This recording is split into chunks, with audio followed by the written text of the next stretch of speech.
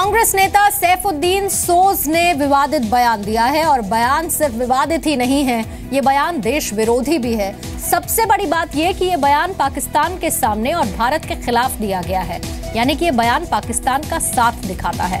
सवाल ये उठता है कि जब तक सैफुद्दीन सोज जैसे नेता इस देश में रहेंगे, कश्मीर जलता ही रहेगा। सैफुद्दीन सोज जैसे लोग ही कश्मीरी बच्चों के हाथ में पत्थर थमा देते हैं, कश्मीर के स्कूलों पर ताला लगवा देते हैं, जिससे स्कूलों को आग के हवाले भी कर दिया जाता है। You said that the Kashmir problem is created by India. How this statement do you feel? Because autonomy had been enshrined in the Constitution of India, and the conditional accession to India had been expanded by adding subjects. So Sheikh Mohammed Abdullah led the delegation and talked to Jawaharlal Nehru. So between Nehru and Sheikh Abdullah was a Delhi agreement that gave comprehensive autonomy to Jammu and Kashmir, and Delhi government unilaterally eroded that 370 and created the problem. So you said Saman TV that he deserves to die. Kulbhushan Yadav deserves to die. नहीं, आप मैंने जो कहना था कह दिया। Don't put words in my mouth, please. Don't put words in my mouth. आपने कुछ नहीं कहा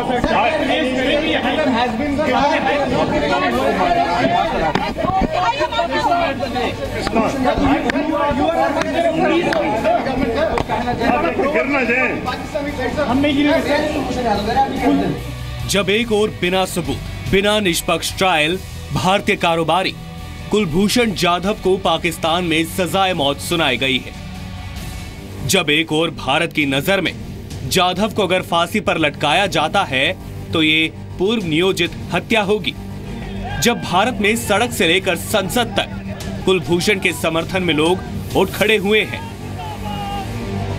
सुप्रीम कोर्ट की अपील या अच्छा वकील खड़ा करना तो बहुत छोटी बात है, किसी न किसी तरह से इस जाधव को बचाने का काम करें। चाहे इसके लिए जो भी करना पड़े भारत सरकार वह करेगी और कुलभूषण जाधव के साथ न्याय होगा। तब भारत में चंद लोग इम्प्रूविंग इंडो पाक रिलेशंस का ढोंग रच रहे हैं। ये देखिए हिंदुस्तान के गद्दार लोग, ये कश्मीर के निकाल के लोगों को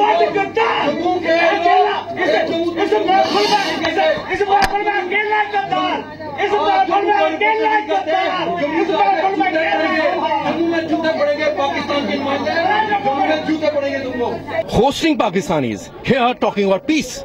Pakistan is a terror state. It's high time we declare Pakistan as a terror state. And there are people who are talking about Kashmir, claiming to be representing Kashmir, and not a word about Kashmiri Hindu genocide in their backyard. Is this what they are talking about Kashmir? Bharat Pak रिश्ते बेहतर करने के नाम पर दिल्ली में हुए seminar में कुछ लोग भारत के खिलाफ बयानबाजी पर भी उतर आते हैं। जम्मू कश्मीर से आने वाले कांग्रेस के नेता सैफुद्दीन सोज ने इस प्रोग्राम में दलील दी कि पाकिस्तान और भारत के बीच खराब रिश्ते की वजह भारत है। You said that the Kashmir problem is created by India. How this statement do you feel?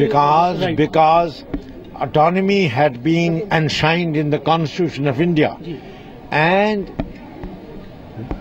the conditional accession to India had been expanded by adding subjects.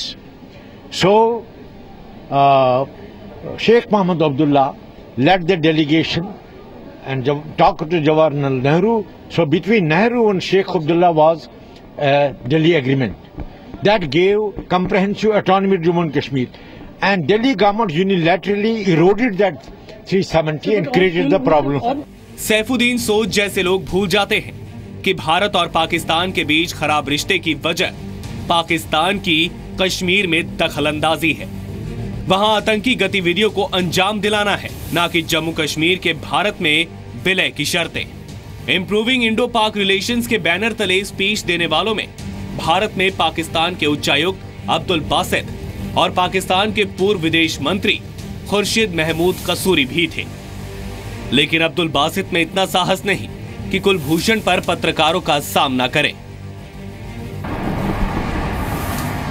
Basit sir, don't you think Kulbhushan Jadhav has not given a fair trial by Pakistan? No. Basit sir, don't. तो खुर्शीद कसूरी सिर्फ ये कहकर बच लेना चाहते हैं कि पाकिस्तान में आम नागरिकों को भी मिलिट्री कोर्ट्स का सामना करना पड़ता है। Even Pakistanis are being tried by military courts.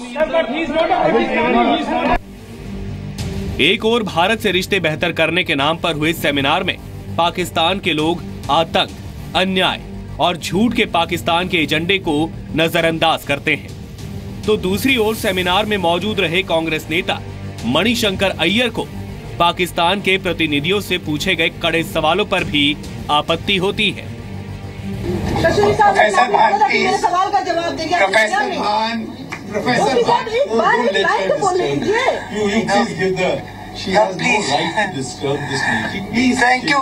Thank you mister Shah, but I feel privileged to. ठीक है, आप मुझसे बाद में पूछिए।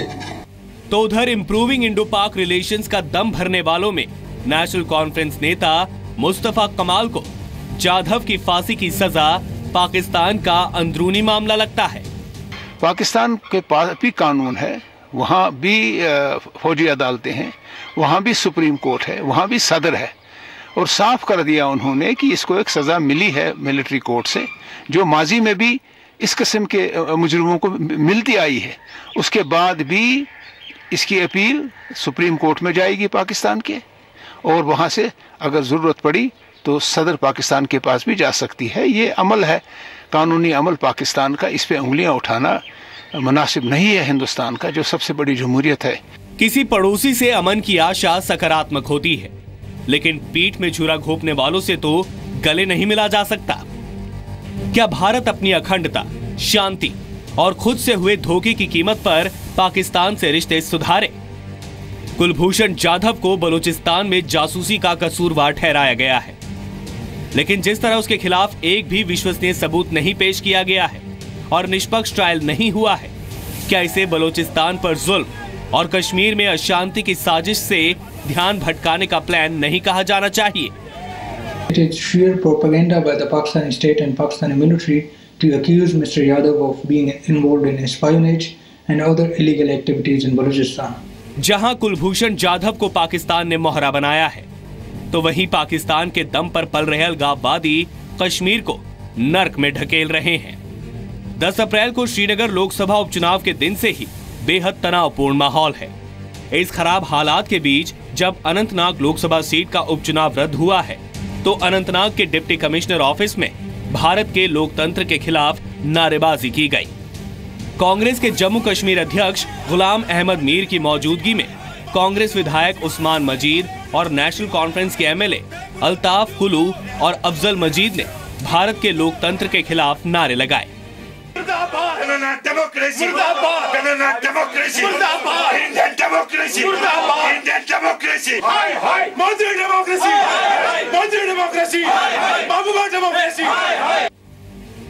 पाकिस्तान से ऑक्सीजन पाकर भारत विरोधी बातें करने वाले ये लोग या पाकिस्तान के करतूतों पर चुप्पी साधने वाले लोग आखिर कब तक बर्दाश्त किए जाते रहेंगे? ब्यूरो रिपोर्ट, जी मीडिया।